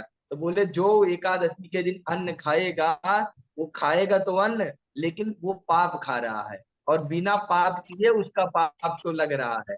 वो पाप कर नहीं रहा है लेकिन तब भी उसको पाप लग रहा है। तो एकादशी के दिन अन्न को नहीं खाना चाहिए। प्रभु जी मेरा नाम लिख रही है। राधे राधे प्रभु जी। जी राधे राधे, बताइए। प्रभु जी मैं ये हर दिन में राम राम लिख रही हूँ बुक में, हम्म, तो वो बुक अगर जी बढ़ गई उसके बाद क्या कर रही बुक का? क्या करना चाहिए? अच्छा अच्छा, पहले तो अगर आपने राम राम लिखा है तो उस पुस्तक को आप ऐसे तो फेंक नहीं सकते, किसी ऐसे स्थान पर रखिए, सुरक्षित स्थान पर और पवित्र स्थान पर, क्योंकि उसमें राम नाम लिखा है। और अगर मान लीजिए आवश्यकता, मान लीजिए पुस्तक पुरानी हो गई या किसी कारण आपको फेंकना है, आप नहीं रखना चाहती हैं, तो या तो गंगा जी में या तो यमुना नदी में, इनमें आप विसर्जित कर सकती हैं। जी धन्यवाद। चाहूंगा कि ये हरिद्वार में, काशी में तुलसीदास जी का मंदिर है, वहां पर ये राम नाम की सारी पुस्तकें जमा होती है। वहां आपका बैंक अकाउंट की तरह अकाउंट खुलता है जिसके अंदर ही आपके अकाउंट में क्रेडिट होता है, तो आप वहां भी भेज सकते हैं। ठीक है। ये आपको बता रहे हैं कि कहीं पर एक है जहां पर ही राम नाम की बुक जमा की जाती है, आप इनसे सुन लीजिए, और वहां पे अगर जमा करना है तो आप जमा कर सकते हैं। हाँ, ये वही जगह है जहाँ पर तुलसीदास जी ने बैठकर रामायण लिखी थी। काशी में स्थान है, वहाँ उनका भव्य मंदिर बना हुआ अच्छा अच्छा, है। तो वो तो आप काशी के पास ही है। तो आप इनको बता दीजिएगा। और बाकी जो अपनी जो युवा पीढ़ी को जो ये राधा जी के बारे में बता करके वो किया जाता है, भगवान श्री कृष्ण के चरित्र पर वो किया जाता है, तो उनको ये बताना है कि भगवान श्री कृष्ण का विवाह हुआ था। जी प्रभु जी इंग्लिश स्कूल में ये कुछ सिखाते ही नहीं है, यही सबसे बड़ा प्रॉब्लम है। जी, अपने सनातन में बता तो रहे हैं कि उसमें उंगली उठाने के लिए सबसे बड़ा चीज तो राधा जी का प्रसंग। हमारे जो वक्ता थे जिन्होंने कथा सुनाते थे, सबसे बड़ी गलती क्या कर दी कि पात्र को न देखते हुए वो ज्ञान सबको प्रदान करने लगे। जैसे महाराज का वर्णन सब लोग करने लगे, महाराज का कम से कम अधिकारी देखा जाए। जब हम रास का वर्णन करें तो हम जिसको रास का सुना रहे हैं वो कम से कम अधिकारी है कि नहीं, इस बात का ध्यान रखा जाए।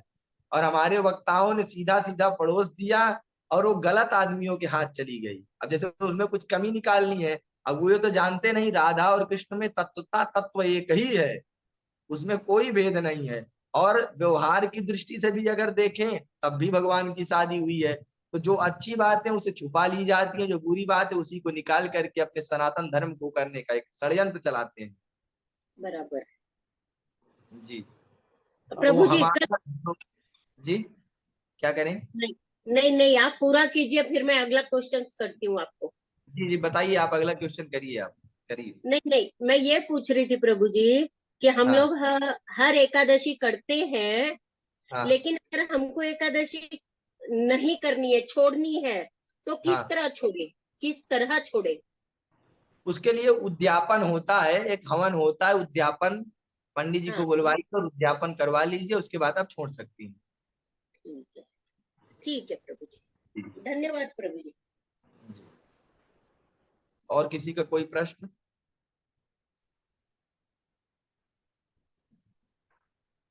किसी का और कोई प्रश्न हो तो पूछ सकता है। हम्म, नहीं है तो किसी का कोई एक मिनट, राधे राधे गुरु जी। जी राधे राधे। हाँ, मैं ये पूछ रही थी, कहते जी राधा और श्री कृष्ण जी का विवाह हुआ है, लेकिन हाँ कहते राधा जब कृष्ण जी वृंदावन में थे उस समय राधा जी की उम्र 10 साल की थी, 10 वर्ष उसके की, बाद हाँ। वो वृंदावन गई नहीं। और कहते ये तो आत्मा, जीवात्मा और परमात्मा का मिलन है। देखिए ऐसा और नहीं, कोई, जीवात्मा तो क्या आप हाँ जी, राधा जी को जीवात्मा बता रही हैं? हाँ जी, ये क्या तो राधा दोनों जी एक ही हैं, ये तो दोनों एक ही हैं।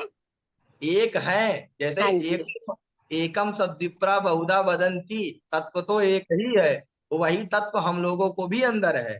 तत्व तो एक है, एक ही है भाई, तत्व तो एक ही है, लेकिन एक ही भगवान कितने रूपों में प्रकट हुआ? जितनी बड़ी सृष्टि रच डाली, तो एक ही भगवान दो रूपों में प्रकट हुआ, एक राधा और एक कृष्ण के रूप में, इनमें कोई अंतर नहीं है। हाँ और वो जी, एक ही, मतलब अलग अलग रूप बनाकर प्रकट हुआ, ये मत समझिए जीवात्मा और वो एक ही है। हाँ और जी, एक ही दो रूप बना, जैसे पूरी सृष्टि बना लिया, उस एक भगवान ने अपने संकल्प मात्र से, बताइए, पूरी सृष्टि का विस्तार कर लिया। हमारे वेद क्या कहते हैं? सर्वम खिलमिदम ब्रह्मा, सर्वम विष्णुमयम जगत। मतलब सब ब्रह्मा, मतलब सब में विष्णु है। तो मतलब कि अपने आप से उसने सबको प्रकट किया। उसी प्रकार राधा और कृष्ण तत्वता एक ही तत्व है, और वो एक ही भगवान अपने अपने रूप को दो भागों में विभक्त कर लिया है, उसमें कोई अंतर नहीं है। जी, ठीक, ठीक है, समझ। उसने अपने स्वरूप को दो रूपों में कर लिया है, बाकी वो दोनों दोनों रूप अपने वो है, दो रूपों में कर लिया। और इनका महाराज जी सवाल ये था कि श्री कृष्ण जी तो 10 साल की उम्र में चले गए थे वहां से, फिर वापस आए नहीं वृंदावन, तो ये विवाद कब और कैसे हुआ? अच्छा, नहीं नहीं, उसका वर्णन आता है कि वो बाद में हुआ था। और जो कृष्ण जी चले गए थे, जैसे आज भी अपने यहाँ मान्यता है कि निधिवन में आज भी रासलीला होती है। देखिए, भगवान राधा और कृष्ण का, पहली बात ये समझ लीजिए, राधा और कृष्ण कभी भी अलग नहीं हो सकते हैं, ये चीज अपने मन से हटा दीजिए। राधा और कृष्ण कभी भी अलग नहीं हो सकते हैं। तो वो लोग जब वहां गए, लेकिन भगवान तब भी रास तो होता था, भगवान आते थे। आज भी निधिवन में मान्यता है या नहीं है? तो भगवान आते थे, और भांडीर वन में भगवान का विवाह करवाया गया। जैसे भगवान, आप ऐसे समझिए कि भगवान की 16,108 रानियां थी, लेकिन भगवान 16,108 रानियों को 16,108 रूपों में उनके साथ रहते थे। एक भगवान नहीं रहते थे, सबके भवन में भगवान रहते थे। 16,108 भवनों में भगवान सभी भवनों में रहते थे। नारद जी ने जब देखा, तो नारद जी को सारे भवनों में भगवान दिखाई पड़े। इसी प्रकार भगवान एक रूप लेकर के राधा जी के साथ भी भगवान हमेशा रहे हैं। जी अच्छा, एक और सवाल था जो आपने बताया कि जैसे भिक्षुक घर पे आता है तो भोजन लेने का अधिकार है और हमारा भोजन देने का कर्तव्य है। अब होता क्या है प्रैक्टिकली कि आजकल आते हैं, अगर आप कुछ देने जाते हो तो वो इतनी डिमांडें करने लगते हैं, तो हाँ आप पूरी करे तो उसके बाद वो 4 को और भेज देते हैं, आदमी जाना ही छोड़ देता है गेट पे।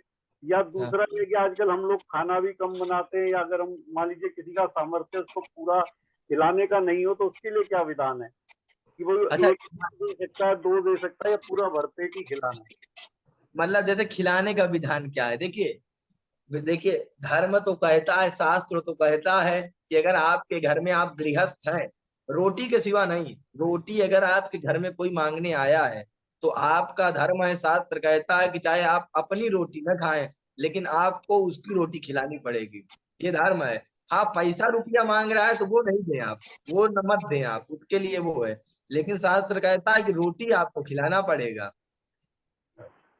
जी वो भी हमको फिर भरपेट खिलाना पड़ेगा। हाँ, भरपेट खिलाना पड़ेगा, अगर मान लो कोई गरीब आदमी है, गुंजाइश हमारे पास हमारे पास जो भी है उसको खिलाना पड़ेगा नहीं अगर।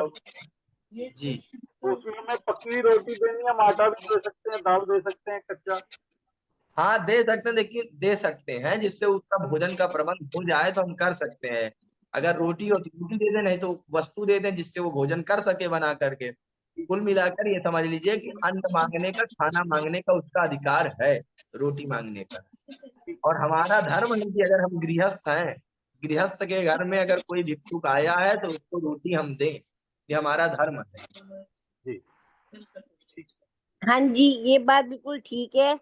अगर हमने खाना बनाया है और हमारे यहाँ कोई मांगने आता है और हाँ, उसमें हमें चाहे और हो या ना हो, हमें उस जो बनाया हुआ उसमें से जरूर देना है, चाहे हमारे लिए बचे या ना बचे। ना बच्चे। ठीक जी है ना? हाँ हाँ जी बिल्कुल। और तो किसी का कोई सवाल हो तो पूछ लीजिए, नहीं तो फिर समापन की तरफ बढ़ते हैं। समापन की तरफ बढ़ते हैं पंडित जी। जी राधे कृष्णा, कल चतुर्थ स्कंद से कथा का प्रारंभ करेंगे। थोड़ा थोड़ा ज्यादा वो करके थोड़ा सूक्ष्म भाव में चर्चा करते हुए बढ़ेंगे ताकि कथा को ज्यादातर कवर किया जाए। जी जी तो जी पंडित जी, क्या नारद चरित्र और वृंदा चरित्र कहीं, क्योंकि ये दोनों भी बड़े महत्वपूर्ण चरित्र हैं, तो आप नारद जी का और वृंदा जी का, अच्छा वृंदा जी अच्छा। के। आप 7 दिन का भागवत का ये अपना हो जाए, उसके बाद एक दिन तुलसी की महिमा पर बात करेंगे। तुलसी की महिमा बहुत बड़ी बढ़ चढ़ के है, छोटी मोटी नहीं है। जो व्यक्ति एक बार तुलसी की कंठी धारण कर लेता है, उसका यह तुलसी को जल देने, जैसे कोई व्यक्ति तुलसी को अगर जल देना प्रारंभ कर देता है, तुलसी की पूजा अर्चना करना शुरू कर देता है, तो यजमान तो यमराज के यहाँ से उसका सहारा एकदम बंद हो जाता है, यमराज उसका बंद कर देते हैं। उनको समझ में आ जाता है कि इसका हिसाब वैकुंठ में होगा। ठीक है जी तो महिमा शास्त्रों ने बहुत बढ़ चढ़ के बताई है। ठीक है जी ठीक है पंडित जी इसको अलग से किसी दिन एक दिन तुलसी और आप निष्ठा हम बताएंगे, लेकिन 7 दिन के बाद। जी। तुलसी जी का है, राधा जी का रख सकते हैं, जो कि राधा जी के बारे में बड़ी भ्रांतियां हैं, और हाँ है समझने के लिए। एक दिन हम जी पूजा की विधि का रख सकते हैं, दीपक क्यों जलाया जाता है, आरती किससे करनी चाहिए, इस तरह की चीजों का रख सकते हैं, तो ये बाद में बना दें। उसको हम 7 दिन पूरा होने के बाद एक एक प्रश्नों को वो करना करें। ठीक है ठीक है जी पंडित जी। प्रभु जी आपको एक काम दूं क्या? प्रभु जी आप आपसे कुछ कहना है मुझे। जी जी बताइए बताइए। आपको एक काम देना चाहती हूँ कि जी इंग्लिश स्कूल के बच्चों के लिए हमारे पूना में एक हाँ दिन लीजिए आपकी क्लास, हर अच्छा संडे के संडे। जी जी जी बिल्कुल बिल्कुल जो बिल्कुल। इनकी गलतफहमी है ना, वो दूर करने के लिए आप ही सही हो। हेलो जी बोलिए, क्या कह रही हैं आप? मैं ये कह रही कि हाँ इंग्लिश को सीधा करने के लिए हाँ हफ्ते में एक बार आप क्लास लीजिए। जी जी बिल्कुल बिल्कुल बिल्कुल, आप बताइएगा, बिल्कुल लेंगे। और जिन जिन उसमें उंगली उठाई जाती है उन्हीं टॉपिक को रख करके बात करेंगे। हाँ जी, जी जी आप बताइएगा बिल्कुल। धन्यवाद प्रभु जी। जी राधे कृष्ण। राधे कृष्ण। राधे राधे कृष्ण। तो आज हम लोग यहीं से कथा को बराबर ना? विश्राम देंगे, तो 2 मिनट कीर्तन करके ही विश्राम देते हैं। श्री कृष्ण गोविंद हरे मुरारी, हे नाथ नारायण वासुदेव, श्री कृष्ण गोविंद हरे मुरारी, हे नाथ नारायण वासुदेव, श्री कृष्ण गोविंद हरे मुरारी, हे नाथ नारायण वासुदेव, श्री कृष्ण गोविंद हरे मुरारी, हे नाथ नारायण नारायण वासुदेव,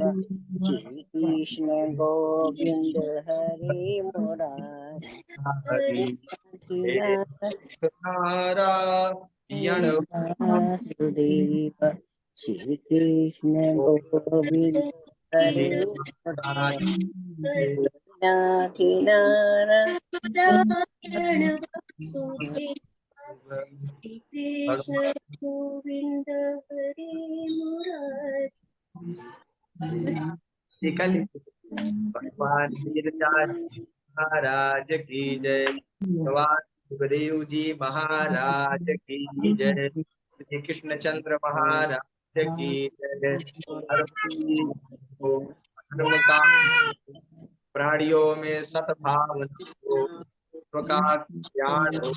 जय जय श्री राधे, जय जय श्री राधे, जय जय श्री राधे श्याम। कल अपना इसी समय में फिर कथा को प्रारंभ करेंगे। राधे कृष्ण सभी को। राधे राधे राधे।